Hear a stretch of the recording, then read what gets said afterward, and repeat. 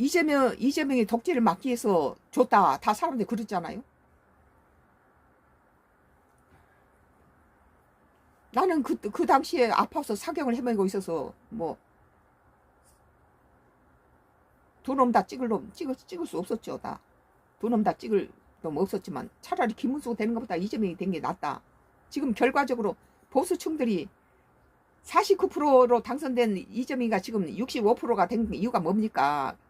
국민의힘당은 지당을 갖다 찍어 먹고 다 망쳐먹고 51% 되는 수 있는 사람을 지지하지 않고 전부 사익을 해서 침대 정치라고 지금 이따위 짓을 하는데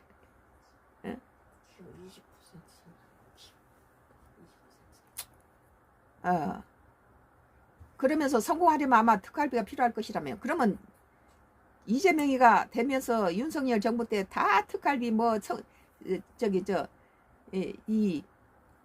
영수증도 없는 놈거 이거 다 필요 없다라고 삭감했는데 지금 뭐라 하냐면 자기들은 뭐 이것은 뭐 보안이 필요하고 무슨 비밀 보안이 필요한 것이라 뭐 영수증이나 이런 것들이 굉장히 그런 것에서 대통령 특활비 필요하다 이렇게 내로남불 형식으로 이렇게 말하고 있잖아요. 우리 국민은 뭐 기억력이 없는 둔치입니까? 그 다 저들이 윤석열 정부한테 했던 짓거리를 거꾸로 뒤집고 있잖아요. 그러면 윤석열 정부 때 우리가 잘못해서 그랬다라고 사과를 해야 될 거 아니에요? 그럼 민주당은 예전에 대통령 뭐 문재인이라든지 뭐 그 앞에 노무현 뭐 김대중 정권을 같이 가담했던 사람이 없으니까 이거 몰랐겠어요? 한편 국민의힘은 이날 더불어민주당이 검찰 특활비에 대한 내부 의견으로 예결위까지 통과한 추경안을 수정하겠다며 본회의를 일방적으로 지연하자 이에 항의하며 퇴장에 끝내 추경안 표결에 불참했다. 뭐 불참하든 말든 171석 가지고 다 통과시켜버리죠.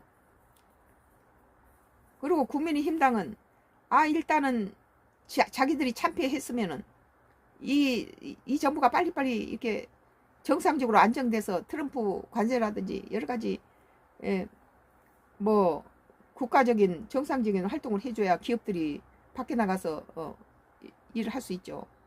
국가가 보호를 못 해주니까 그 방위 산업의 미국의 동맹국의 28나라가 전부 다 관세에 대해서 여러 가지 혜택을 받았는데 우리나라 하나만 거기에 28개국 나라 중에 한 명인 동맹국 중에 거기 관세 혜택을 받지 못한 나라가 하나라는 거죠.